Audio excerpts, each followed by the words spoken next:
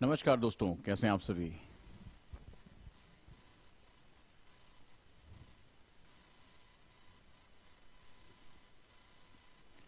कैसे हैं आप सभी दोस्त। स्वागत करता हूं आज की क्लास में।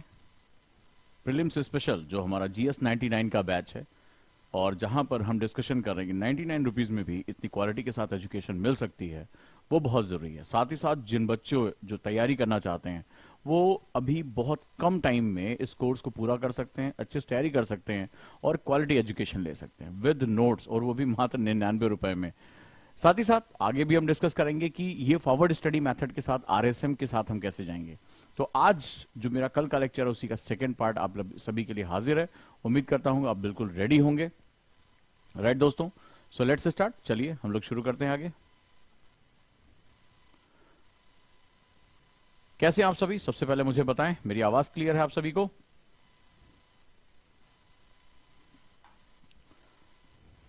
Are we ready for prelims को क्रैक करने के लिए? हम सभी तैयार हैं? Yes, I want to no.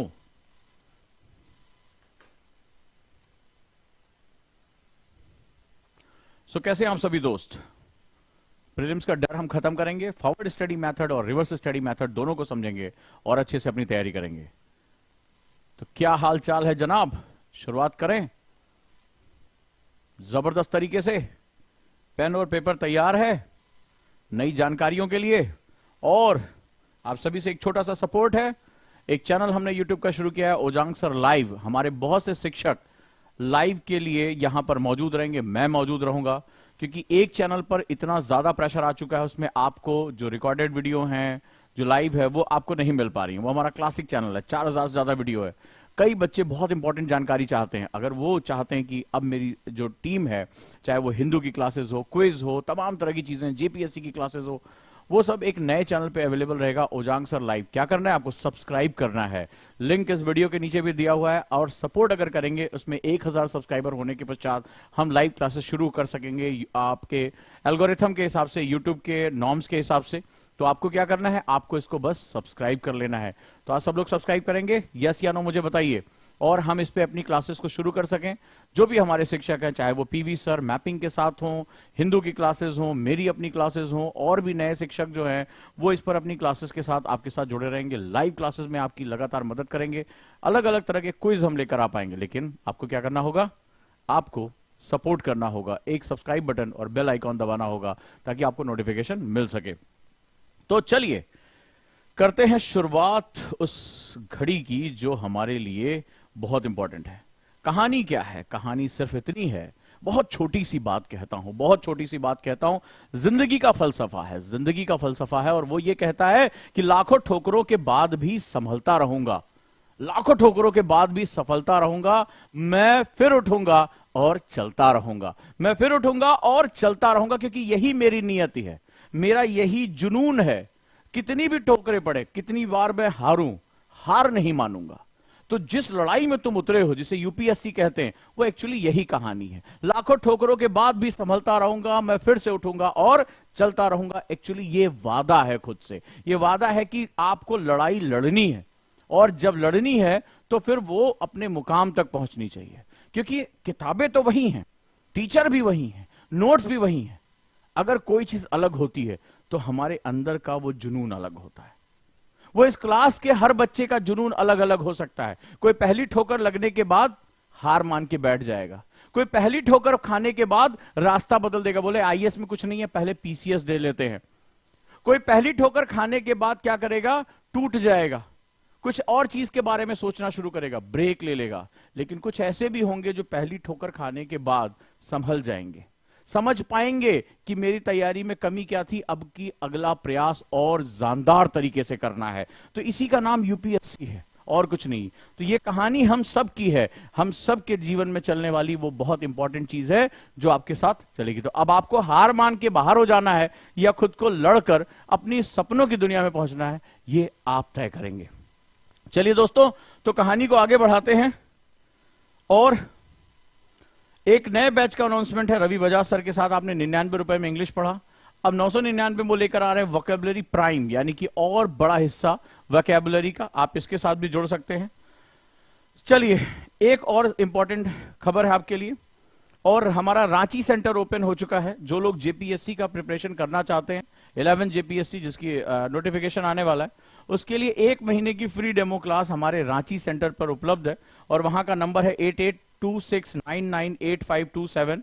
Right, वहां के जो शिक्षक हैं उनके साथ आप 1 महीने आराम से निःशुल्क पढ़िए, फ्री डेमो क्लास है, और जेपीएससी बैच के साथ जाकर जुड़ जाइए। रांची सेंटर पे उजांग आईएएस एकेडमी के रांची सेंटर पर आपको ये सारी सुविधा मिल जाएगी। राइट दोस्तों, अब हमारा सेंटर वहां भी है। तो चलिए आगे बढ़ते हैं और अपनी कहानी को और आगे लेकर चलते हैं। Let's start.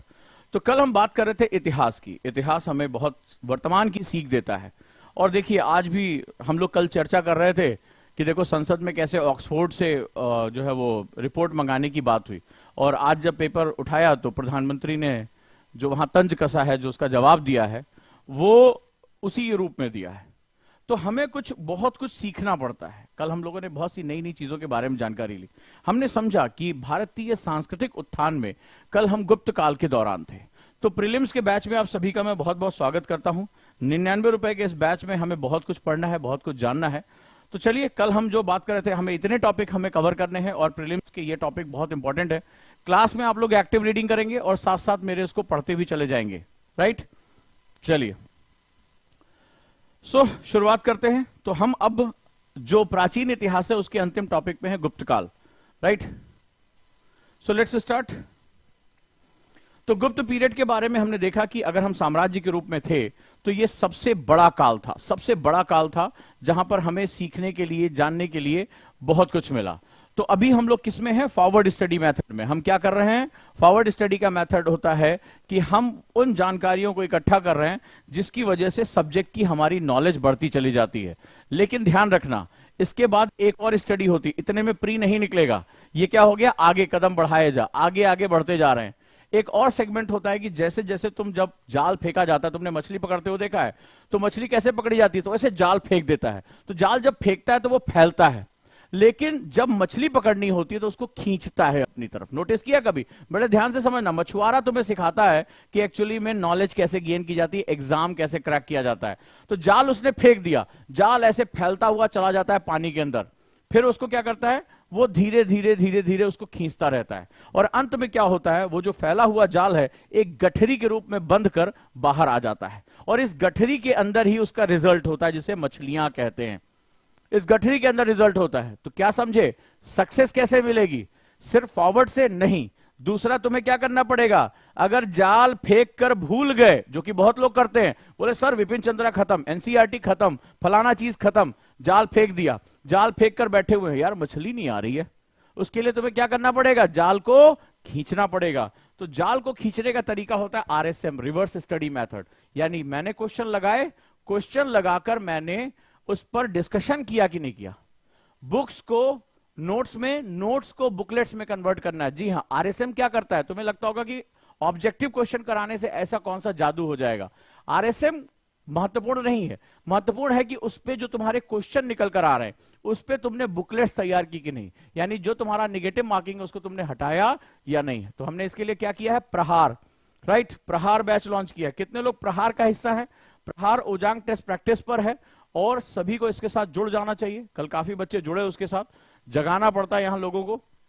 राइट, तो रिवर्स स्टडी मेथड के बिना ये मछलियां तुम्हारे जाल में नहीं आएंगी। ठीक है, चलिए अब आगे बढ़ते हैं। तो कल हमने कहां तक कर लिया था? कल हमने किया था, सबसे पहले बेसिक जानकारियां ली थी, चंद्रगुप्त द्वितीय तक गए। ठीक है, और हमने यहां पर उसके बारे में और जानकारियां प्राप्त की। कुमार गुप्त तक गए और हमारी डिस्कशन नालंदा विश्वविद्यालय पर आकर रुकी। हमारी एक डिस्कशन हुई थी कि नॉलेज यानी ज्ञान किसी अर्थव्यवस्था में, किसी इकोनॉमी में, किसी संस्कृति में क्या काम करता है। ज्ञान बहुत महत्वपूर्ण है। ठीक है, ये जो ज्ञान का जो एजुकेशन होता है बहुत पावरफुल होता है, लिटरेसी से अलग है। एजुकेशन तुम्हें सोचने की पावर देता है। एजुकेशन समाज में एक बहुत बड़ी जागरूकता लेकर आता है। और आज भी अगर आप देखो, अगर इजराइल को मैप पे ढूंढोगे तो वो तुम्हें कहीं दिखाई नहीं पड़ेगा। उसके जो दुश्मनों के बारे में देखोगे तो वो घुमा हुआ है, लेकिन उसकी नॉलेज पे जो पकड़ है, और नॉलेज के लिए जो उसके अंदर एक थर्स्ट है, जो टेक्नोलॉजी के लिए थर्स्ट है, वही उसको दुनिया के सबसे ताकतवर देशों में उसको शुमार करता है। तो इस तरह से अगर हम बात करें तो नॉलेज जो होता है वो बहुत इंपॉर्टेंट था। ये वो दौर था जहां भारत अपने नॉलेज की चरम पर पहुंच गया। एक ऐसी यूनिवर्सिटीज उसने बनाई और बहुत ढेर सारी यूनिवर्सिटीज बनाई। ये तो सिर्फ उसकी एक परिणति थी, नालंदा विश्वविद्यालय, ठीक है, जो उसके रूप में हमारे सामने आई। तो ये चीज समझना, आज भारत को कैसे देखते हो उच्च शिक्षा में, शोध में, पेटेंट्स में, तो आज तुम्हें दिखाई पड़ता होगा कि हम बहुत पिछड़े हुए हैं। तो इतिहास हमें यह भी सिखाता है कि संपन्न होने के लिए सिर्फ तुम्हें मुद्राओं की आवश्यकता नहीं है, संपन्न होने के लिए तुम्हें ज्ञान की भी आवश्यकता है। ये बहुत इंपॉर्टेंट बात तुमसे कह रहा हूं, संपन्न होने के लिए मुझे ज्ञान की भी आवश्यकता है, राइट।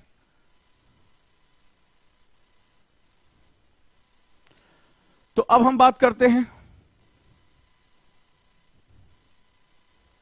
स्कंदगुप्त की, बात करते हैं। तो याद रहेगा मेरे साथ, गुड। इसने सुदर्शन झील की मरम्मत कराई थी, बहुत इंपॉर्टेंट है ये सुदर्शन झील, ठीक है, he got the Sudarshan lake repaired.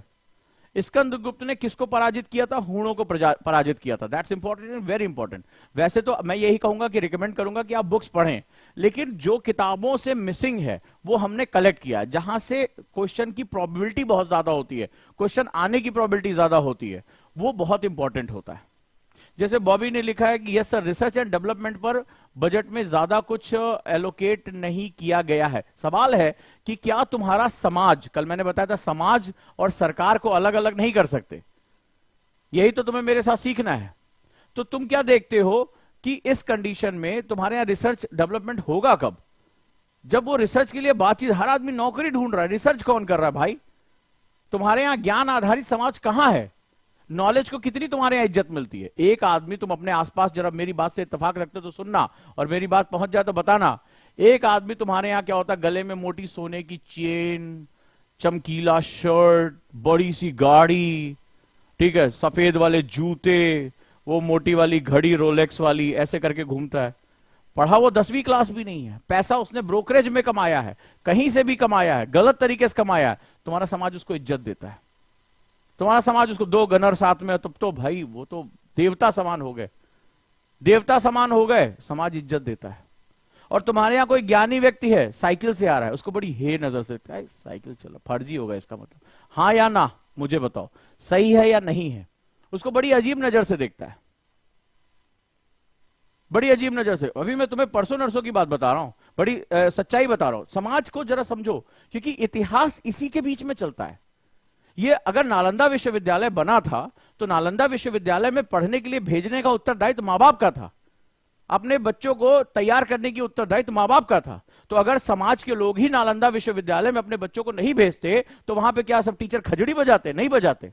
अभी 3-4 दिन बाद की बात है, सुबह एक्सरसाइज करने गया, ठीक है, तो जनरली मैं कार और ड्राइवर के साथ चला जाता था। सुबह जल्दी उठ गया, मैंने कहा चलो आज चलते, मैं साइकिल से चला गया, स्पोर्ट साइकिल, मैं उसके साथ चला गया। तो जो वहां का गार्ड है ना, वो ऐसे नजर से देखने लगा, साइकिल से है। पहले पूछता भी नहीं था कि कार्ड वार्ड है कि नहीं, सर सर धड़ाक से उतरे गाड़ी से चले गए, तो बड़ी अदब से देखता था। अब साइकिल लाके खड़ी की है, साइकिल में ताला वाला लगा के, जैसे बड़े, आपका कार्ड कहां है? हमने कहा यार इसको क्या हो गया अचानक से, तो बड़े हे नजर से देख रहा है कि ये साइकिल से आया है, जिसका मतलब बहुत कॉमन है। ये तुम्हारे समाज की सच्चाई, अभी 3-4 दिन पहले मैंने खुद भोगा इसको। और जब गाड़ी से उतरता था तब सैल्यूट सर, ये वाली हालत। अब उसके बराबर साइकिल से हो गया, तो ये तुम्हारा समाज है बेसिकली। तो ज्ञान को जब समाज कद्र नहीं करता है तो फिर समाज किसी और डायरेक्शन में निकल पड़ता है। हां या ना, मुझे तुम बताओ। तो ये चीज समझने की जरूरत है, इतिहास हमें ये सिखा रहा है।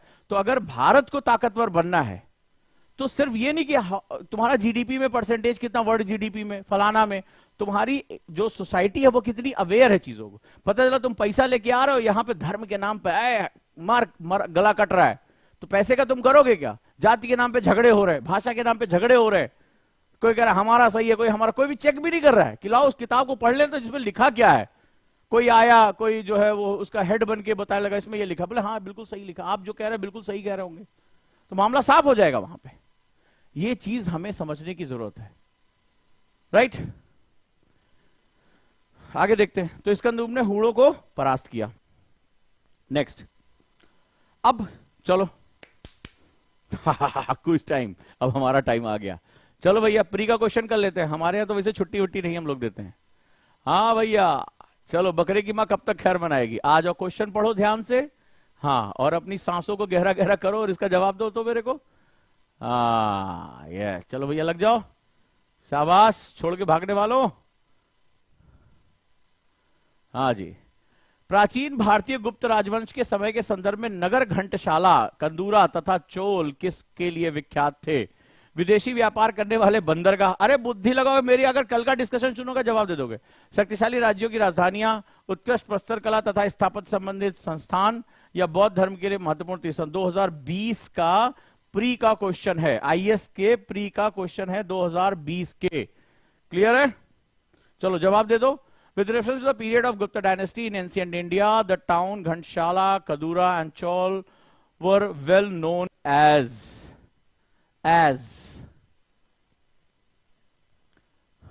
कल जिसने दिमाग लगाया होगा वो कर ले जाएगा।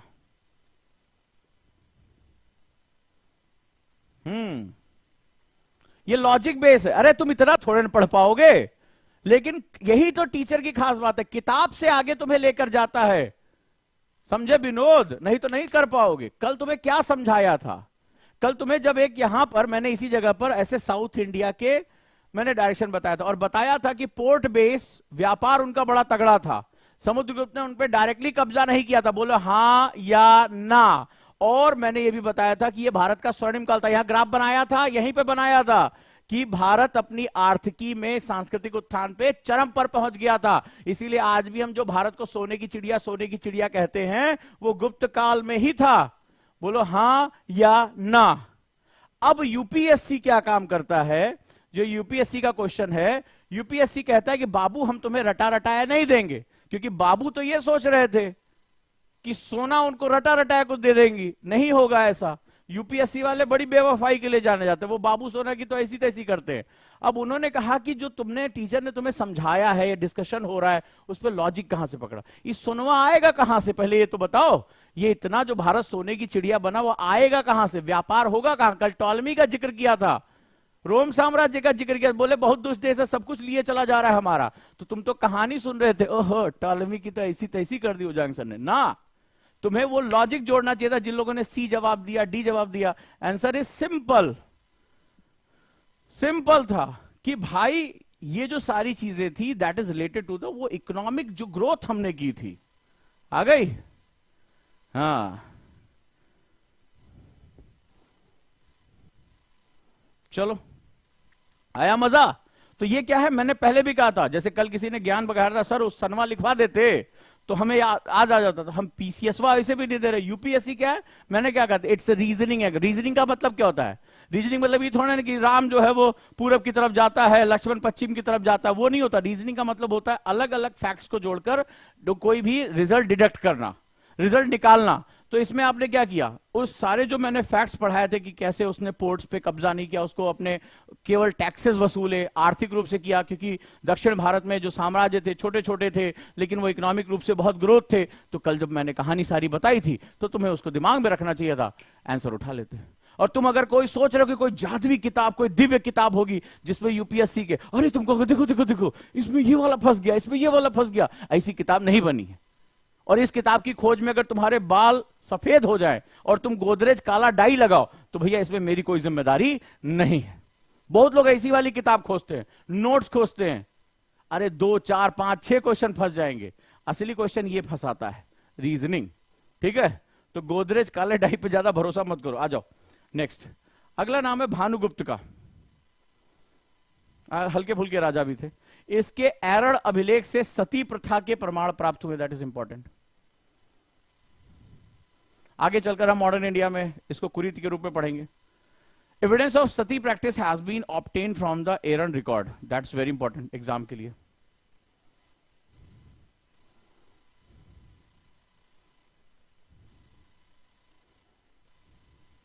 देखो देखो सर जी, यूट्यूब पर तो टीचर बुक में दिखाता है, सारा क्वेश्चन एक ही बुक में दिखाता है। कौन टीचर है भाई, हमें भी तो दिखाओ, हम भी जाके खरीद ले। हैं चलो, विष्णुगुप्त तृतीय गुप्त वंश का अंतिम शासक था, दैट्स इंपॉर्टेंट। ठीक है, he was the last ruler of the Gupta dynasty. इस वंश का विनाश हूणों द्वारा किया गया। किसने हराया? हूणों द्वारा किया गया। The destruction of this dynasty was done by the Huns. ठीक है, तो आगे हम इसको देखेंगे।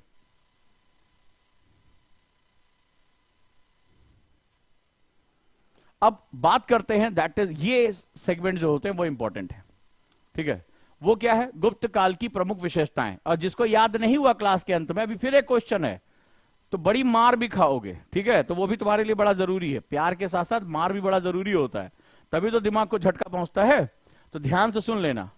हूण भी एक प्रजाति, एक जो है वहां पे जातियां थी, वो जो है वो आए हुए थे और उन्होंने भारत पे आक्रमण किया था। उसके बारे में आगे चर्चा होगी। गुप्त काल की प्रमुख विशेषताएं, main features of the Gupta period. तो जो सबसे इंपॉर्टेंट था कि अगर हम इसकी ज्योग्राफी देखें तो इतनी बड़ी ज्योग्राफी इसके हिस्से में थी। तो सवाल है कि इसका प्रशासन कैसा रहा होगा। ठीक है, इसका प्रशासन कैसा रहा होगा। तो जैसे आज अगर तुम भारत सरकार को देखोगे तो तुम्हें क्या दिखाई पड़ता है? सेंट्रल गवर्नमेंट, स्टेट गवर्नमेंट और लोकल गवर्नमेंट, यानी कि जो म्युनिसिपालिटीज और पंचायत है, ग्राम सभा है, हाँ या ना। तो आज अगर हमने देखा 73rd जो कॉन्स्टिट्यूशन अमेंडमेंट किया था, ठीक है, तो उस कंडीशन में जो 73rd कॉन्स्टिट्यूशनल अमेंडमेंट था, वहां पर हम क्या देखते हैं कि हमने पंचायत, बलवंत नाथ मेहता कमेटी के बाद हमने पंचायतों को लागू किया कि जब तक गांव भी जो है, जो गांधी का सपना था स्वराज का, वो जब तक खुद नहीं होंगे हम आगे नहीं बढ़ेंगे। जरा देखो, ये हमें ऐसा लगता है जब आगे मध्यकाल आएगा तो मेरे साथ थोड़ा ज्यादा परेशान रहोगे, क्योंकि मैं अंग्रेजों की बखिया बहुत उधेड़ता हूं। तो ये कमबख्त आए और इन्होंने कहा कि भारत तो कभी राष्ट्र नहीं हो सकता। इन्होंने कहा इन काले जो ब्राउन मुंडे हैं, इनको हमने शासन करना सिखाया। ये पूरी बात कहेंगे, रुडयार्ड किपलिंग, जॉन शोर, ये सब जाके पूरे दुनिया भर में बताएंगे कि अफ्रीकन, इंडियन, इन कमबख्तों को तो कभी शासन वासन करना ही नहीं आता था, इनको हमने शासन करना सिखाया। और जब 1947 में जाना पड़ा था तो अंग्रेजों ने शर्त लगाई थी। जब ऑस्टिन की बुक पढ़ते हो, भारत का संविधान, तो शर्त लगाई थी, बोले अरे ज्यादा नहीं रुको यार, 4-5 साल रुको, हमारे पैरों में गिरोगे, ये काले वाले जो लोग हैं ये कहां शासन कर पाएंगे। शर्तें लगी थी राष्ट्रमंडल में, इसीलिए मैं सदस्यता दिलाई गई थी कि महारानी अंत में फिर से जो है इनकी महारानी, इनकी अम्मा बनेंगी सबकी, और जो है वो क्या करेंगी, मतलब यही जो है संभालेंगी। लेकिन हमने तो चमत्कार किया। ये चमत्कार हमने किया क्यों? खुद जो है ऑस्टिन अपनी किताब में लिखता है कि शुरुआती दौर में कि भारत ने विस्मित किया पूरी दुनिया को, कि पूरी दुनिया में शर्तें लग रही थी कि भारत संविधान नहीं संभाल पाएगा। और हमारे साथ ही आजाद हुए कई अफ्रीकन कंट्रीज जो है वो लोकतंत्र को नहीं बचा पाए, लेकिन भारत ने लोकतंत्र को कैसे बचा लिया। कभी भी इंटरव्यू में अगर ये क्वेश्चन पूछा जाए या मेंस में कभी लिखने को आए, उसका जवाब यहां से उठा के देखना, मुंह पे मारना। उनके कहले अंग्रेज उस समय, जिस समय हमारा गुप्त काल था ना, वो छाल पहन के कबीलों के रूप में घुमा करते थे। उनके पास असभ्यता की जो है चरम पे जो हमारी सभ्यता थी। तो जो प्रशासन करने का आज हमारा जो मॉडर्न सिस्टम है, यानी सेंट्रल एडमिनिस्ट्रेशन, हमारा जो है प्रोविंशियल एडमिनिस्ट्रेशन और लोकल एडमिनिस्ट्रेशन, ये तो हमने तब कर लिया था जब उन्हें खाल अपनी सिल के जो है वो बनाना भी नहीं आता था, कपड़े पहन के नहीं आता था, वो जो जनजातियों के रूप में थे, तब हमारे पास ये सिस्टम था। इसीलिए जब हमें अंग्रेजों की गुलामी से मुक्ति मिली, उन्होंने कहा ब्रिटेन के बिना तो इंडिया टिकेगा ही नहीं। और आज भी हम यही मानते, बहुत से लोग हमारे यहाँ थे, ओह अंग्रेज ही थे जिन्होंने भारत को राष्ट्र के रूप में पिरोया। अच्छा, तो मतलब ये समुद्रगुप्त ने इतना बड़ा जो सिस्टम बनाया था, उस समय तो हम अफगानिस्तान भी अपने अंदर लिए हुए थे। तो मतलब ये लोग कौन थे? बहुचट थे क्या भैया कि हमें नहीं आता, अंग्रेजों का हम इंतजार करेंगे? राइट। तो कैसे हुआ? क्योंकि ये हमारे डीएनए में था यार। तुम हमें सिखाओगे, तुम्हें जुमा 400 साल हुआ नहीं तुम्हारी सभ्यता को अंगड़ाई लिए हुए, गोरी चमड़ी, फेयर एंड लवली, और तुम जो है अब हमें सिखाने आए हो, हमारी चमड़ी पे तुमने क्वेश्चन उठा दिया। तो ये बहुत इंपॉर्टेंट फंडामेंटल है, समझो इस बात को। और जब तक भारतीय जो मानसिक रूप से गुलाम है, जिसको प्रधानमंत्री ने कहा, वो यही है, क्योंकि वो पढ़ते अंग्रेजी किताबों में, कॉन्वेंट स्कूल में जाते हैं। फादर ने आज मुझे बताया कि बिना जो है वो अंग्रेजों के हम देश नहीं बन सकते। तो हम भी यही पढ़ के आते हैं, हमें किताबों में लिखा होता है कि देश, देखो लिखा हो, जाकर पढ़ो कि रेलवे की वजह से देश का राष्ट्रीयकरण हुआ, देश एक सूत्र में बना। टीचर पढ़ाते हैं, यूट्यूब पे वीडियो पड़ी है। अच्छा, मतलब भारत राष्ट्र नहीं था। उन्होंने शर्तें लगाई थी, बिना यूरोप के तो भारत टिक ही नहीं सकता। जाके ऑस्टिन की बुक पढ़ो, रेफरेंस पहले ही चैप्टर में तुम्हें मिल जाएगा। तो उन्हें पता। और हम लोग भी कहते हैं ओह भारत डिवाइडेड होता है बंगालियों में, गुजरातियों में। अरे बंगाली गुजराती आज भी हैं, कौन किससे लड़ रहा है भाई? अंग्रेजों ने इसको एक सिस्टम में बंद किया, एक राजनीतिक इकाई दी। ऐसे बोलते हिंदी, तुम्हें पता होगा कौन कौन बोलते हैं और कहां कहां बोलते हैं, क्योंकि उनके आका वहीं बैठे हुए हैं। उनके आका वहीं बैठे हुए, ऑक्सफोर्ड में, कैम्ब्रिज में। असली विद्वान वहीं पाए जाते हैं। भारतीय विश्वविद्यालय विद्वान कहां पाए जाते हैं? भारत ने नालंदा यूनिवर्सिटी जो है खो खो खेलने के लिए बनाई थी, जहां दुनिया का सबसे बेस्ट टीचर स्टूडेंट रेशियो था, है ना? तो ये जो सिस्टम था, जब उन जो है वो कबीला कबीला खेला करते थे, तब हमारे पास शासन का सबसे बेस्ट सिस्टम था, जो 1993 में आजाद भारत तक, वहां तक जो 73 से पहले नहीं था भारत। हम पंचायती राज बहुत बाद में लेकर आए, ये हमारे पास सिस्टम हुआ करता था। हाँ, चले। तो यही कारण है, इतिहास सिर्फ रटना नहीं है, चाहे 99 रुपए में पढ़ो, चाहे 999 में पढ़ो, और चाहे 9999 में पढ़ो। सवाल है कि पढ़ क्या रहे हो? खाली गुप्तकाल गुप्तकाल गुप्तकाल, सोने का सिक्का कहां मिला? तो ये नहीं पढ़ना है। इतिहास हमें राष्ट्रवाद भी सिखाता है, इतिहास हमें अपने देश पर गौरव करना भी सिखाता है। वो गौरव करना जरूरी है। क्यों? क्योंकि जो गौरव करोगे तो गर्व करोगे, गर्व करोगे तो उस पर अभिमान होगा, तो अपने देश के साथ जुड़ोगे, अभिमान से तुम्हारे अंदर राष्ट्र का एक स्वाभिमान पैदा होगा, तब जाकर हमारा राष्ट्र उदय करेगा। सरकारें राष्ट्र बना पाती तो फिर क्या बात थी? सरकार, जो राष्ट्र होता है ना, हमेशा लोगों से मिलकर बना हुआ है। लोग कैसे हैं? सोए हैं, गुलाम हैं, मानसिक गुलाम है, दमित हैं, स्वाभिमानी हैं। ये लोगों से तय होता है। दुनिया के छोटे छोटे देश उठा लो, इजराइल जैसा एग्जांपल लिया, और भी बहुत से देश है यूएसएसआर कंट्रीज में जब थे, उन्होंने अपने क्षमता पे कहा, अरे तुम्हारी ऐसी की तैसी होगे, तुम ज्योग्राफिकल बहुत बड़े होगी, तुम्हारे पास मिसाइल है, नॉलेज है हमारे पास। छोटे छोटे देश टेक्नोलॉजी के मास्टर बने घूम रहे हैं। ठीक है, चलो केंद्रीय प्रशासन की बात करें। राजा का पद वंशानुगत हुआ करता था। The position of the king used to be hereditary. शासन में पूर्व राजवंशों जैसे मौर्य, कुषाण, शक की शासन पद्धतियां इस काल में भी लागू रही, यानी उन्होंने उसी पैटर्न को लागू किया। The governance method of the former dynasty Maurya, Kushan, Shaka remained applicable in this period as well. राजा की सलाह हेतु मंत्री परिषद, परंतु इस काल में मंत्रियों के पद वंशानुगत होने लगे। तो जैसे चाणक्य के समय मंत्री परिषद हुआ करती थी, अब ये हमें बताते हैं रिपब्लिक सबसे पहला दुनिया का हमने बना के बैठे थे, हमारे पास गणराज्य था। ठीक है, गण का मतलब होता है लोग, लोगों का राज्य, ये हम कहते हैं। साहब अब्राहम लिंकन ने कहा था, for the people, of the people, by the people. जिसको देखो डेमोक्रेसी की परिभाषा, अरे थोड़ा और पीछे चले जाते, लिंकन से भी पीछे चले जाते, असली परिभाषा हमने दी। हम कहते हैं अमेरिका दुनिया को लोकतंत्र देने वाला देश है। 400 साल जुम्मा जुम्मा हुआ नहीं उनको, 400 साल हुआ नहीं है, दुनिया को लोकतंत्र दिए। और जो आज से, ईसा से भी पूर्व, आचार्य चाणक्य के समय जो गणराज्यों की हमने जो है संरचना बनाई थी, जहां पर राजा एब्सोल्यूट नहीं हुआ करता था, जहां राजा को जो है वो अमात्य और ये सारे लोग जो है मंत्री परिषद सलाह दिया करती थी, बहुमत से जहां निर्णय हुआ करते थे, ये हमें आए बताने के लिए। पता नहीं हमारा इतिहास कहां गायब कर दिया इन्होंने।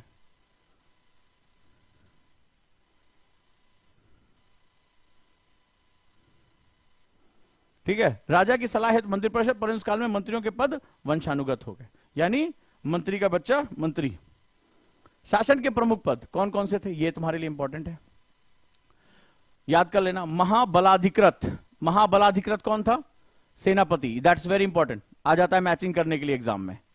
ठीक है, महादंड नायक, न्यायाधीश, जो आज तुम्हारा जज है उसको महादंड नायक कहा जाता है। सोचो, स्पेसिफिक स्पेसिफिक हमारे पास पोस्ट थी। आज जब कॉर्नवालिस को पढ़ोगे, ठीक है, जो आईपीसी की बात होती है, इंडियन पीनल कोड की, कहते हैं ना कि भारत में जब अंग्रेज आए तो अलग अलग धर्मों की अलग अलग जो है न्याय व्यवस्था थी। हम कितने खुश होकर बताते हैं, ये वामपंथी इतिहासकार है, अंग्रेजों ने न्यायिक सिस्टम दिया। अच्छा, आज देखो बवाल मचा हुआ है, हर दिन रोज आता है 4 करोड़ के स्पेंडिंग है, 5 करोड़ के स्पेंडिंग है, जज साहब का फुर्सत ही नहीं है, कॉलेजियम पर इतना विवाद चल रहा है। ठीक है, आदमी यहां जवानी में जो है वो जाता है केस डालने, बुढ़ापे में वापस आता है, फिर अपने बच्चे को बोलता है, ठीक है, तारीख पे तारीख, आगे तुम आगे बढ़ाओ, तुम तारीख आगे बढ़ाओ। वो बेचारा लड़ता रहता है, पुश्तैनियां जो चलती रहती, और ये बताते हैं कि न्याय व्यवस्था, यूरोपियन सिस्टम ऑफ जस्टिस, कितना बड़ी बात होती। पढ़ा ना, कौन अभी आगे मॉडर्न में पढ़ाऊंगा, तो कितना गर्व करते। अच्छा, तो ये कौन थे भैया? हमने न्यायाधीश के लिए अलग पोस्ट बना दी थी। ठीक है, महादंड नायक, तो मतलब हम यहाँ पर कुछ है नहीं है, हमारा कुत्ता कुत्ता, तुम्हारा कुत्ता टॉमी। बड़ा अजीब तुम्हारी यार हालत है, बड़ी सही चल रही है तुम्हारी तो। मतलब जब तुम अभी 250-300 साल पहले कुल जुमा जुमा जोड़ जाड़ के तुमने एक पोस्ट बना दी, तुमने बताया कि भारत में आधुनिक न्याय व्यवस्था, तुम लोगों में से कई लोगों ने पढ़ा जरूर होगा, सुना जरूर होगा, अंग्रेज चले गए लेकिन ढेर सारे ब्राउन मुंडे छोड़ गए, तो वो ऐसे चिल्लाते हैं। हाँ, इसके बाद हमारे पास राजकोष अधिकारी, ट्रेजरी ऑफिसर हुआ करता था, जिसको भंडागारा अधिकृत कहा जाता था, भंडागारा अधिकृत। संधि विग्रहिक, युद्ध तथा संधि से संबंधित कार्य, जैसे आज हमारे जो है फॉरेन मिनिस्टर हो गए, ठीक है, that is work related to the war and treaties, इसके लिए भी अधिकारी थे, बताओ। और वो कहते हैं कि उन्होंने सारे मॉडल दिए हैं, बताओ भैया, दिए हैं। प्रांतीय शासन की बात करें, प्रोविंशियल एडमिनिस्ट्रेशन, यानी कि सेकंड लेवल ऑफ एडमिनिस्ट्रेशन। तो प्रशासन की सुविधा है तो राज्यों को प्रांतों में विभाजित किया, जो आज हमारे स्टेट्स हैं वो प्रांत हुआ करते, प्रोविंसेस हुआ करते थे। इन्हें भुक्ति, प्रदेश तथा भोग कहा जाता, उसके भी सब डिवीजन हुआ करते थे, उसके भी सब डिवीजन थे, क्या, भुक्ति, प्रदेश और भोग कहा जाता था। For the convenience of administration the state was divided into provinces, these were called bhukti, pradesh and bhoga. यानी वो भी क्या है, माइक्रो लेवल पे जाते थे, ताकि एडमिनिस्ट्रेशन क्या हो, सुरक्षित हो। एडमिनिस्ट्रेशन किसे कहते हैं, चलो जरा तुम लोग बताओ, इतनी देर से सुने जा रहे हो, एडमिनिस्ट्रेशन किसे कहते हैं? भाई इसी के लिए तो एग्जाम दे रहे हो। कौन कौन है, आईएएस, आईपीएस, पीसीएस, कौन बनना चाहता है?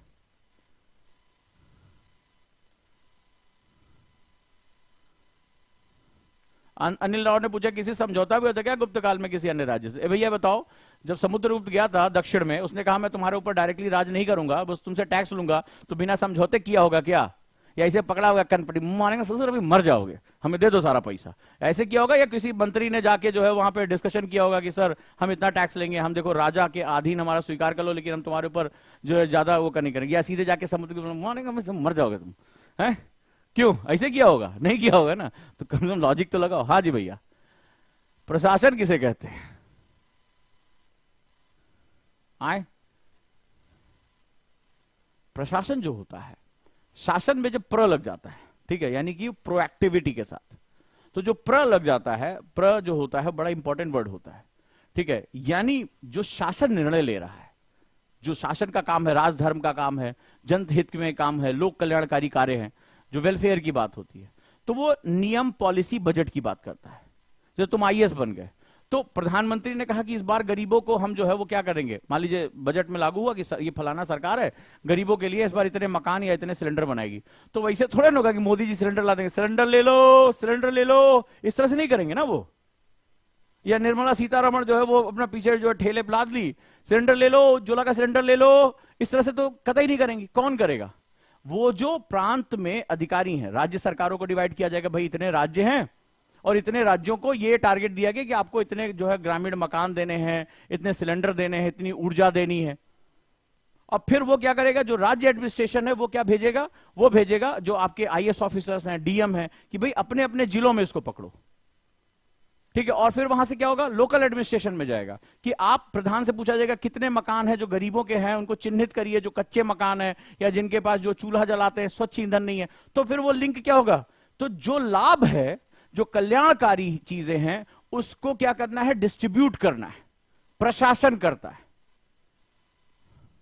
ठीक है, प्रशासन करता है। नहीं तो लड़ाई हो जाए, निर्मला सीतारमण जा खड़ी हो जाए, हमारे वित्त मंत्री बोले इस बार जो है 10,000 सिलेंडर दिए जाएंगे, अब उधर जो है प्रधानमंत्री की बात है, पसीना, जरूरी था तुमसे 10,000 कहना, बोले क्या हो गया, बांटेगा कौन है, हम इस बंटवाओगी तुम, तो अब उस चक्कर में क्या होगा, परेशानी बहुत बढ़ जाएगी। पता चला जो है वो सिलेंडर ले लो, सिलेंडर ले लो, बोले ये छोड़ के हम सिलेंडर बांटेंगे। तो क्या होता है, प्रशासन जो होता है उन लोक कल्याणकारी योजनाओं को डिस्ट्रीब्यूट करने का काम, ये जितना एफिशिएंट होता है, जितना ये जो है वो बिना किसी परेशानी के होता है, लीकेज के बिना होता है, उतना ज्यादा लाभ अंतिम व्यक्ति तक पहुंचता है। और जब शासन अंतिम व्यक्ति को लाभ पहुंचाने की क्षमता रखता है तो वो संतुष्ट होता है, क्योंकि यही व्यक्ति जब असंतुष्ट हो जाता है तो वो शासन के विरोध में खड़ा हो जाता है, वो विद्रोह करेगा, वो राजद्रोह करेगा, आज के वर्तमान समय में वो आंतरिक सुरक्षा के लिए खतरा बनेगा, नक्सलाइट बनेगा, आतंकवादी बनेगा। तो ये उस अंतिम व्यक्ति तक वो सुविधा पहुंचनी चाहिए, राइट।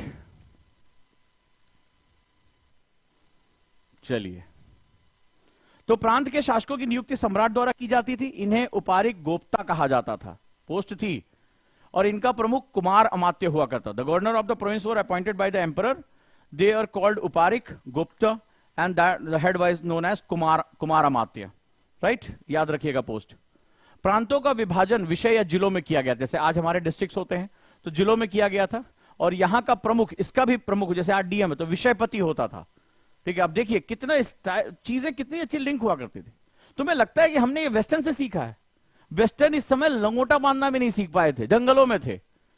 जब ये समय की तुलना करोगे, यूरोप को ढूंढोगे, कहां हो बे तुम लोग, तो तुम्हें वो जंगली के रूप में दिखाई पड़ेंगे। कनीफेरस फॉरेस्ट में घूम रहे थे वो सब, हुला ला लालू। ठीक है, तब हमारे पास ये सब कुछ सिस्टम हुआ करता था।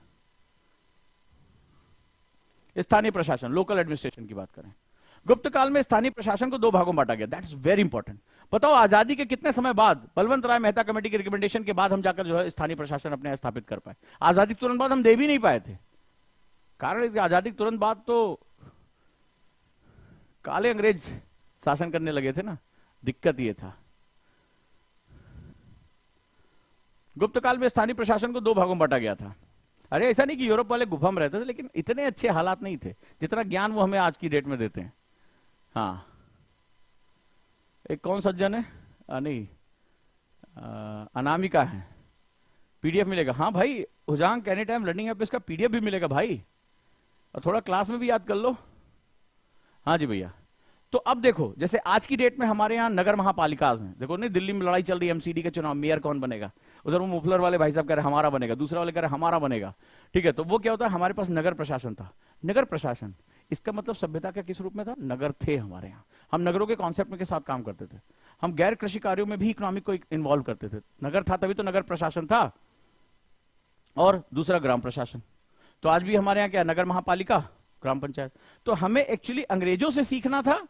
ये अंग्रेज ऐसा तो नहीं हमारे यहाँ कॉपी करके लेके चले गए, उसको अंग्रेजी में ट्रांसलेट करके हमारे लोगों को बता दिया। क्योंकि हमें संस्कृत पढ़ना तो बहुत पहले हम छोड़ चुके थे। अपने धर्म ग्रंथों को तो हमने बकवास मान लिया था। हम कहां जाकर पढ़ते थे, हम अंग्रेज वाला पढ़ते थे, हम अंग्रेजी में पढ़ते थे। हम हिंदी में अंग्रेजी में पढ़ने का हमें आदत हो गई। हम आजकल ऐसे टाइप करते हैं ना व्हाट्सएप पे, ऐसे ही करते हैं ना।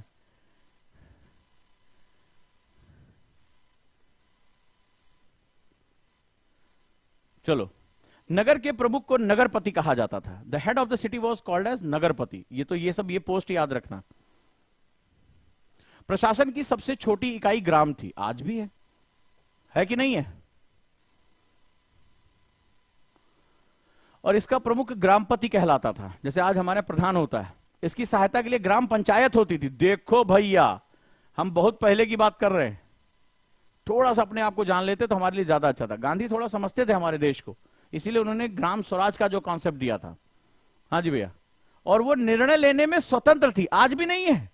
ग्राम कहां प्रधान का बजट पड़ा हुआ है यार, कहां उसके पास हर बात के लिए तो वो वीडियो तक पहुंचता है। वीडियो जानते ना, पीसेस वाले जानते होंगे। लेकिन स्वतंत्र थी अपने आप में। अभी भी आप कहीं भी चले जाएं, दक्षिण भारत की तरफ आप जाएंगे तो वहां पर वो लोग क्या होता है, वहां की साफ सफाई के लिए आप अगर टूरिस्ट वहां जाते हैं उनसे टैक्स कलेक्ट करते हैं, ताकि उसकी इको टूरिज्म, जहां पे इको सेंसिटिव जोन है, वो उनके पास अधिकार है कि वो उसको सुरक्षा वो कर सकते हैं। समझे? So that's very important. The smallest unit of administration was the village and the head was called Grampati. There was a village panchayat to assist him which independent to taking his decision. ये important है। अगर ये कहा जाए कि वो निर्णय लेने में सक्षम नहीं था तो आप उसको क्या करोगे, डिस्कार्ड करोगे एग्जाम में। चलो भैया, अब सबसे इंपॉर्टेंट है कि शरीर में जब तक खून नहीं होगा तब तक शरीर कहां काम करने वाला, ऑक्सीजन सप्लाई नहीं होगी। और ये किसी भी प्रशासन की, ठीक है, तो प्रशासन की जो आर्थिक सेगमेंट होता है वो बहुत इंपॉर्टेंट होता है, और उसको हम लोग क्या बोलते हैं, इकोनॉमी बोलते हैं। और यही इकोनॉमी होती है जो देश को बहुत ताकतवर बनाती है। तो गुप्त काल में अर्थव्यवस्था का मुख्य आधार कृषि था, लेकिन इसके बाद भी कृषि वो वाली नहीं जो आजकल हम जो खाली जो है वो गेहूं चावल। कृषि में भी हमने बहुत स्किल्स जनरेट कर रखी थी। भू राजस्व का कुल आय का 1/6 भाग हुआ करता था, यानी जो लैंड रेवेन्यू था, टैक्स जो था, वो 1/6 ऑफ द टोटल इनकम हुआ करता था। ठीक है, ये बहुत इंपॉर्टेंट है और बहुत पहले से ही हमारे यहाँ अर्थशास्त्र लिखी गई थी, चाणक्य ने लिखा था। और अगर देखोगे तो उस समय भी यही हुआ करता था। और अगर नोटिस करके देखोगे तो हमारे यहाँ टैक्स कलेक्शन सिस्टम बनाया हुआ गया था। नेक्स्ट, कौन कौन से टैक्स इंपोज थे? बल यानी धार्मिक कर, बलि नाम हुआ करता था। बलि का मतलब होता है देना, ठीक है, तो धार्मिक रिलीजियस टैक्स थे। विष्टि यानी कि बेगार टैक्स कहलाता था वो। प्रणय अनिवार्य कर, यानी कि प्रणय का मतलब वो कंपलसरी आपको देना ही देना पड़ेगा। और भट्टकर यानी पुलिस कर, जो पुलिस टैक्स यानी कि सुरक्षा व्यवस्था के लिए जो टैक्स दिया जाता था उसको भट्टकर कहा जाता था, यानी ग्रामीण जनों की, जो लोग वहां के देश जन हैं, उनकी सुरक्षा के लिए। नेक्स्ट वन, सामाजिक जीवन कैसा था, यह पता लगाना भी बड़ा जरूरी है। तो गुप्त काल में समाज 4 वर्णों में विभक्त था तथा वर्ण व्यवस्था जन्म आधारित थी। यानी अब कहां से आ गई, कर्मणा से आधारित निकलकर जन्मणा हो गई, यानी जो जिस कुल में जन्म ले रहा है उसी कुल के हिसाब से चलेगा।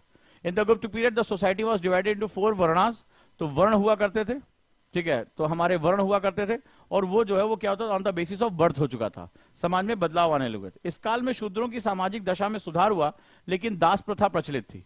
तो हमारा इतिहास कई बार जो है बहुत ज्यादा वेस्टर्न लोगों ने लिखा है, हमारे पास तो अपने साक्ष्य नहीं है, तो वो उसको किस रूप में लेकर जा रहे हैं ये समझना बड़ा जरूरी है।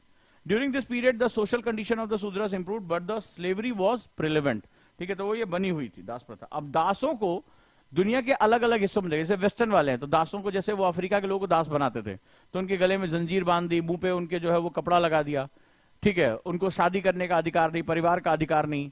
लेकिन हमारे यहां ऐसा नहीं था। स्त्रियों की सामाजिक दशा में गिरावट आई, जैसे पर्दा प्रथा, बाल विवाह, बहुविवाह, सती प्रथा, देवदासी प्रथा एवं वैश्यावृत्ति, परंतु स्त्रियों को संपत्ति का तथा शिक्षा का अधिकार था। तो ये लिखा गया, the social condition of the women decline like purdah system, यानी कि उनको व्हील रखना पड़ता था, child marriage, polygamy, sati system, devadasi system जो साउथ इंडिया में प्रचलित में आया, and prostitution. But women had the right to property, ये इंपॉर्टेंट है, ये that's very important, right to property and education, शिक्षा का उन्हें अधिकार था। रिलीजियस लाइफ की बात करते हैं, धार्मिक जीवन, क्योंकि इससे भी पता चलता है कि समाज कैसा जा रहा है। धार्मिक व्यवस्था में वैदिक धर्म के साथ भक्ति की अवधारणा का भी उदय हुआ। तो वैदिक धर्म, आपको पता है कि भारत में जो वैदिक धर्म का मूल आधार है वो वेद है, जो हमारे चारों वेद हैं उसका आधार है। तो भक्ति, भक्ति क्या होता है, भक्ति जो होती है वो एक नर्म रूप देती है। भक्ति जैसे भक्ति हो गई, सूफी हो गई, तो भक्ति क्या मतलब, मैं कर्म कांडोगे, तो मतलब आपने कहा यज्ञ करोगे तभी ईश्वर प्रसन्न होगा, मैंने कहा नहीं, मैं तो नाच गा लूंगा, मैं तो रस के बारे में बात करूंगा, मैं काव्य के रूप में भी जाऊंगा। तो भक्ति क्या होती है, भक्ति जो होती है वो धार्मिक प्रथाओं में एक सरल, सबके द्वारा अपनाए जाने वाले रास्ते को चुनती है। वो प्रेम हो सकता है, वो समर्पण हो सकता है, वो बहुत बड़ी चीज होती है, नाच के, डांस करके, ठीक है, नृत्य के माध्यम से, तो वो भक्ति एक अलग रूप में दिखाई पड़ती है। Along with the Vedic religion, the concept of bhakti also emerged in the religious system. अवतारवाद का उदय हुआ, ठीक है, ये समय के साथ क्या होता है, धर्म जो है धीरे धीरे समय के साथ बदलता रहता है, धर्म और राजनीति आपस में धीरे धीरे जुलते चले जाते हैं। तो अवतारवाद का उदय हुआ, ठीक है। तो अवतारवाद जो हुआ, यानी कि जैसे हम अवतारों की बात करते हैं, इनके अवतार ये, इनके अवतार ये। मंदिरों में मूर्तियों का निर्माण इस काल की प्रमुख धार्मिक विशेषता है, यानी ईश्वर को स्थान देना शुरू किया, मूर्ति पूजा करना शुरू किया, ठीक है, तो ये जो है वो यहां पर हमें देखने को मिलता है। तो समय के साथ धर्म भी क्या होता है, परिवर्तित होने, क्योंकि इस समय आपकी प्रॉस्पेरिटी यानी आपकी समृद्धता बहुत ज्यादा हो चुकी थी, ठीक है, बहुत ज्यादा हो चुकी थी। इसी काल में देवताओं के साथ देवियों को भी धर्म में स्थान प्राप्त हुआ, तथा ब्रह्मा, विष्णु, महेश देव की संकल्पना भी इसी काल में देखी, बहुत इंपॉर्टेंट है ये जो संकल्पना थी समय के साथ बदलती रही है। जो वैदिक काल थे वहां पर देवता जो है वो वंशानुगत नहीं थे, जो है वो इस रूप में, जो आज हम जैसे बात करते हैं ब्रह्मा, विष्णु, महेश की, आज हम लेकर इस पे आपस में टशन भी करते हैं, ये वो काल गुप्त काल में ही ये सबसे पहले आए, इससे पहले इनका रूप अलग रूप में था, ठीक है। और देवियों को भी धर्म में स्थान प्राप्त हुआ, यानी देवियों की भी पूजा शुरू हुई। नहीं तो अगर हम पहले बात करें तो हड़प्पा काल में केवल हमारे पास हम प्रकृति पूजक हुआ करते थे, ठीक है। आगे देखते हैं। अब कला और संस्कृति की बात करें तो बहुत समृद्ध समय था हमारा। इस काल को भारतीय कला एवं संस्कृति का स्वर्णकाल, कल मैंने आपको बताया था, सिर्फ पैसे से जो है स्वर्णकाल नहीं होता, समाज कितना लिटरेट है, कितना आगे बढ़ रहा है, स्किल कितनी ज्यादा है, डिस्ट्रीब्यूशन ऑफ इनकम कितना ज्यादा है, तो इस काल को भारतीय काल एवं संस्कृति का स्वर्णकाल कहा जाता है। This period is called the golden age of Indian art and culture, right. अगर हम गुप्तकालीन प्रमुख मंदिरों की बात करें, मेजर गुप्ता टेम्पल्स, तो देवगढ़ का दशावतार मंदिर उत्तर प्रदेश में है, आज देवगढ़ टेम्पल ऑफ जो देवगढ़ है दशावतार। भीतर गांव का कृष्ण मंदिर उत्तर प्रदेश में है, राइट, भीतर गांव। नचना कोठार का पार्वती मंदिर मध्य प्रदेश में है। एरण का विष्णु मंदिर, ठीक है, ये सब याद रखिएगा, मध्य प्रदेश में। और नागोद का शिव मंदिर मध्य प्रदेश में। तो ये क्या है, one of the most important जो है वो आर्किटेक्चर, और जबरदस्त आर्किटेक्चर, मतलब जबरदस्त पत्थरों को काट के जो है वो कलाकृतियों को बनाना। तो स्थापत्य कला में गुप्त काल जो है बहुत आगे बढ़ चुका था, that's very important.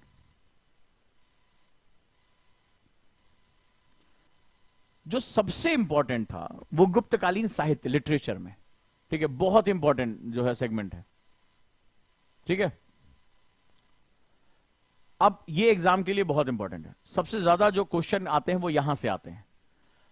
Malvika Agnimitram Kalidas ने लिखा, तो अग्निमित्र मालविका की प्रेम कथा हम बात करते हैं, और ये शेक्सपियर ने लिखा, और यार ये मिल्स एंड बून्स की कहानियों में रोमांस होता है।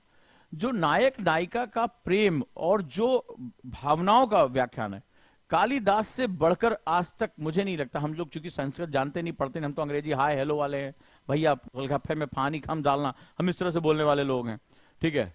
तो जो नायक नायिका का सौंदर्य, प्रेम और जो कहानी कहने का तरीका है साहित्य में, कालिदास से बढ़कर कोई नहीं। और आने वाले टाइम में देखना, जैसे जैसे हमारी जानकारियां विषय में आएंगी, दुनिया इन सारे जो है लोगों का नाम भूलकर इनका नाम याद रखेगी, ठीक है। तो मालविका मित्र किसकी कहानी है? कालिदास ने लिखा है। दूसरा अभिज्ञान शाकुंतलम, बहुत बार बचपन से आपने सुना होगा, कालिदास। दुष्यंत और जो शकुंतला की प्रेम कथा, और नायिका का जो वर्णन हमेशा कालिदास ने किया है वो बहुत ही अद्भुत रूप में रहा है, बहुत अद्भुत रूप में। लेकिन आज की जनरेशन मिल्स एंड बून्स को जानती है, ठीक है, लेकिन वो कालिदास को नहीं जानती है। और ये हमारे देश की कैसी विडंबना है कि हमारे देश में जो दुनिया का सबसे बेहतरीन लिटरेचर है वो दुनिया का मौजूद है यहां पर, लेकिन हमें इसके बारे में नहीं पता। तो अभिज्ञान शाकुंतलम, आगे देखते हैं। मुद्रा राक्षसम विशाख दत्त ने लिखी थी। सारे क्वेश्चन एग्जाम के लिए बहुत इंपॉर्टेंट है। देवी चंद्रगुप्तम विशाख दत्त, मृगच्छकटिकम शूद्रक, चारुदत्त एवं वसंत सेना की प्रेम गाथा, बहुत इंपॉर्टेंट है।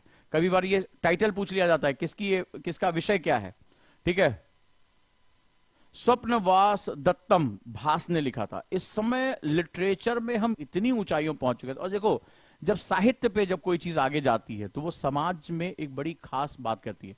जो साहित्यकार होता है, जब भी ये याद रखना, दुनिया के किसी भी हिस्से में देखोगे जहां साहित्य ऊपर की तरफ जा रहा है, लिटरेचर, वो समाज के बारे में बड़ी खास बात करता है। समाज का पेट भरा होता है तभी साहित्य की तरफ आगे बढ़ते हो, नोटिस करके देखना, ठीक है। तो साहित्य जो होता है वो एक सेगमेंट बताता है कि अगर साहित्य पनप रहा है, और ढेर सारे साहित्य, चाहे वो प्रेम की बात हो, चाहे वो किसी नाट्य की बात हो, दुनिया का सबसे बेहतरीन नाटक इस समय लिखा गया था, ये बताता है, ठीक है, कि इस समय जो समाज का एक बड़ा वर्ग है वो विलासी, मतलब एक तरह से कहा उसके पास रिचनेस है, वो पैसा है उसके पास, समृद्ध है, उसको राजा का संरक्षण प्राप्त है, भूखा नहीं मरेगा, तो वो अपनी कल्पनाओं को अत्यधिक आयाम देने के लिए तैयार है। और सबसे बड़ी बात है कि समाज उसको सहर्ष रूप में स्वीकार कर रहा है। नहीं तो कई बार आप कुछ लिख दें, नायिका के बारे में लिखा, पता चला कल आपका पुतला जल रहा है आपके घर के, हाय हमारा संस्कृत बर्बाद कर दिया है, देखो स्त्री के सौंदर्य के बारे में लिख रहा है, फलाना ठिकाना।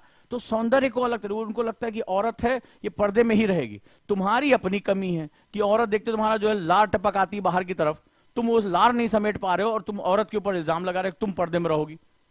लार तुम्हारी टपक रही, पर्दे में उसको तुम रखोगे, बड़ी अजीब बात है। पर्दे में तो तुम्हें रखना चाहिए, कटोरी मुंह पे बांध के। गलत कह रहा हूं ये बताओ, सही कह रहा हूं? क्या है, तुम्हारी लार तुम्हारी टपक रही है और तुम जो है उसको पर्दे में रख रहे हो, बड़ी अजीब हिसाब, तुम्हारा हिसाब किताब है। तो समाज भी उसको खुले रूप में स्वीकार करता है। तो ये समाज के खुलेपन का एक क्या है, प्रमाण है, खुलेपन का प्रमाण है, ठीक। आगे देखते हैं। अमरकोश अमर सिंह ने लिखा है। ब्रह्म सिद्धांत बहुत ही प्योर मैथमेटिक्स है, प्योर मैथमेटिक्स ऑफ एस्ट्रोजियोफिजिक्स, ठीक है। एस्ट्रोजियोफिजिक्स की प्योर मैथमेटिक्स है, बहुत ही बेहतरीन।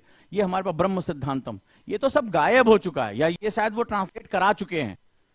हमें बोल दिया कि तुम अंग्रेजी में पढ़ो, पहला पन्ना पढ़ना, किंग और क्वीन के शासन के लाभ। हम अंग्रेजी, हम भारतीय सालों तक यही रटते रहे और उन्होंने सब कॉपी करा लिया। पंचतंत्र बताओ, इतने बढ़िया मैसेजेस के साथ पूरी दुनिया को कहानी कहने का तरीका भारत ने सिखाया, और आगे चलकर ये कई संस्कृतियों में कॉपी हुआ, राइट। पंचतंत्र, विष्णु शर्मा, कामसूत्र, वात्सायन, तुम अंदाजा लगाओ, आज जैसे नाम लिया के लोग हो कैसी बातें कर रहे हैं सर, पर जब तुम इसके बारे में पढ़ोगे तो अपना सर पटक पटक मर जाओगे कि अंग्रेजों ने इसको प्रस्तुत कैसे किया। हमारे यहां ऐसे ऋषि थे जिन्होंने जब भगवत गीता में काम, क्रोध, लोभ, मोह, तो बोला जब तक ये चार बुराइयां नहीं हटेंगी तब तक आप कभी भी मानव कभी उत्थान नहीं कर सकता। काम को लेकर उन्होंने जो है डिटेल में इस पे बात की। आज हमारे बात करो, हो सर कैसी बात करें, हटाइए सर इसको, ठीक है, ये वाली बात शुरू हो जाएगी। लेकिन हमारे ही देश में अब आप अंदाजा लगाओ, तुम अब अंदाजा लगाओ कि समाज कैसा रहा होगा। और ऐसा नहीं है, तुम देखो, चाहे वो नाट्य हो, मैथमेटिक्स हो, ठीक है, कहानियां हो, अन्य चीजों के बारे में, चरक संहिता, चिकित्सा शास्त्र इतनी ऊंचाई पर पहुंचा दिया। ये सारा ज्ञान दबा, मतलब कोई क्षेत्र नहीं छोड़ा। ऐसा नहीं कि सब बैठ के खाली प्रेम कहानी लिख रहे हैं, हल उंडा गलीम लेके बैठ के पढ़ रहा है प्रेम कहानी, नहीं।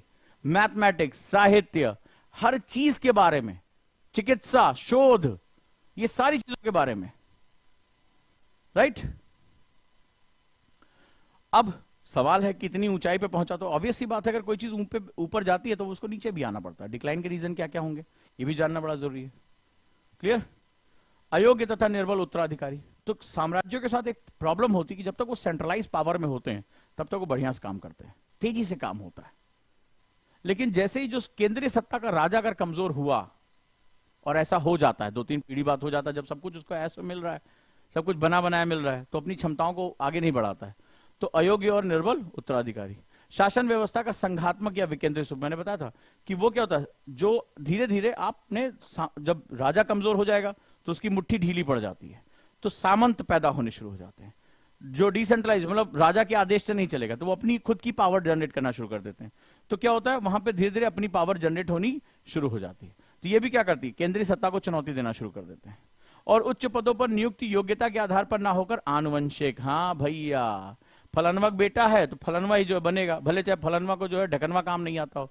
पता चला उस सेनापति है, तलवार जो उसकी खिसक रही है, पैजामा खिसक रहा है, सेनापति बोले हाँ तलवार निकालो। अब वो खिसी दे रही, म्यान से कहा जिंदगी में कभी चलाया नहीं है, लेकिन पिताजी सेनापति थे इसलिए उनको भी सेनापति बना दिया गया।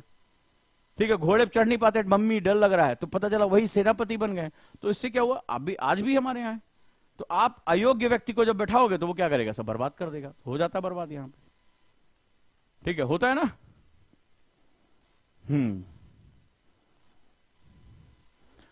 प्रांतीय शासकों को विशेषाधिकार प्रदान करना, तो उससे क्या हुआ, रीजनल पावर्स ताकतवर। जैसे हमारे तुम देखो भारत के कई हिस्सों में रीजनल पावर्स जब बहुत ताकतवर हो जाती है, तो कोई भाषा के नाम पे लड़ रहा है, कोई कह रहा है द्रविड़ मुद्दा ही अलग है, भारत से अलग है, बोले हम ये भाषा नहीं अपनाएं, कोई धर्म के नाम पे अलग होने की कोशिश कर रहा है, कोई अपनी जनजाति के नाम पर अलग होने की कोशिश कर रहा है। भारत में जितने भी विभाजन है तुम देखोगे वो छोटी छोटी जगहों से पैदा हो रही हैं। और बाह्य आक्रमण, यानी हूणों का आक्रमण शुरू हो गया, और जब केंद्रीय सत्ता कमजोर हो गई तो वो हूणों के आक्रमण का विरोध नहीं कर पाई। नतीजा क्या हुआ, तो ये तो राजनीति है, जो ताकतवर है वो अपनी जगह बना ही लेगा, इतिहास इसी का, ठीक है, वो गवाह है। अब क्वेश्चन की बारी है, 2020 का एक और क्वेश्चन कर लो। प्राचीन भारत के विद्वानों साहित्यकारों के संदर्भ में निम्नलिखित कथनों पर विचार करिए। करिए भाई विचार, आप तो बड़े विचारशील लोग हैं। पाणिनि पुष्यमित्र शुंग से संबंधित है, अमर सिंह हर्षवर्धन से संबंधित है, कालिदास चंद्रगुप्त द्वितीय से संबंधित है। उपयुक्त कथनों में से कौन सा सही है, कौन से सही है, भैया जल्दी बताओ यार, 2020 का क्वेश्चन अभी अभी पढ़ाया है। हाँ भैया जल्दी बताओ।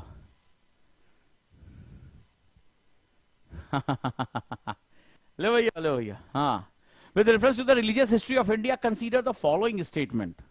Pani is assured with the Pushyamitra Shunga, Amar Singh is assured with the Harshvardhan, Kalidas is assured with the Chandragupta द्वितीय। अरे सब लोग तो जवाब दो, सब लोग तो जवाब, अभी अभी तो पढ़ाया है, देखे कितना याद है, देखे कितना याद है, अभी अभी तो पढ़ाया है। हाँ आगे बढ़ो आगे बढ़ो, चलो भाई जोर से बोलो। आंसर इज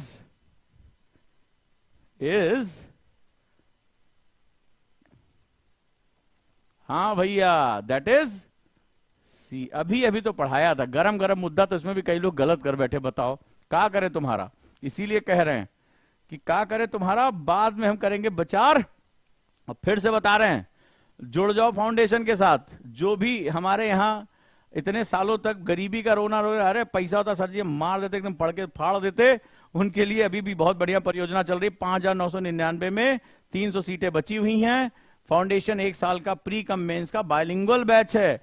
नहीं जुड़े हो, मुहूर्त निकलवा लो, पंडित जी से दिखवा लो और ज्वाइन कर लो। 27 फरवरी से बैच है। सारे टीचर डेमो क्लास लेना शुरू करने वाले हैं भैया। और जो लोग प्रहार करने के लिए तैयार नहीं है, तो इतिहास गवाह है कि जो नहीं करेगा प्रहार, उसको अपने अस्तित्व पे करना होगा विचार। तो जैसे अभी क्या हुआ, निर्बल शासक थे बेचारे, प्रहार नहीं कर पाए, तो कितने लोग प्रहार से जुड़ गए जल्दी बताओ पहले। 99 रुपए में टेस्ट सीरीज, कहां पर, ओजांग टेस्ट प्रैक्टिस पर, ठीक है, या 699 में कंप्लीट बैच, कहां है भैया? कितने लोगों ने ज्वाइन नहीं किया, पहले उनके बारे में बात करें। हाँ सर हम ज्वाइन नहीं किए हैं, हमारा मुहूर्त अभी निकला नहीं है। हाँ जी, कितने लोग हैं? और किसी को कोई दिक्कत आ रही है तो 8750711100 इस पर क्या करना है, कॉल करना है। हाँ जी, तो कौन है जो अभी इंतजार कर रहा है? आपको पता है कि इसमें क्वालिटी इंप्रूवमेंट प्रोग्राम है, तो जुड़ जाओ इसके लिए, ठीक है। हाँ, 99 रुपए में टेस्ट सीरीज कौन देता भाई? चलो, और अगर एक साथ कॉम्बो लेना है तो 699 का बैच है, दैट इज ओजांग टेस्ट प्रैक्टिस, आप इसके साथ जुड़ सकते हैं। 4000 MCQs, 40 test with teacher assistance, यानी वो आपसे डिस्कस भी करेंगे। चलें, और कौन सा बैच चल रहा है? 99 रुपए में भी कोई पढ़ा सकता है इतनी शिद्दत के साथ, वो ओजांग सर हैं, ठीक है। तो इसके साथ जुड़ जाओ। सीसैट में नहीं जुड़े जुड़ जाओ, या इंग्लिश में नहीं जुड़े हो तो इंग्लिश में जुड़ जाओ, ठीक है। कोई नहीं, इतनी जल्दी क्या करोगे ज्वाइन, 2-3 अटेम्प्ट खराब कर लो, घूम लो, 2.5-3 लाख रुपए बर्बाद कर लो, फिर ज्वाइन करना। चलो, और यूपीपी से जो दे रहे हैं वो लोग जुड़ जाओ 199 में। चले।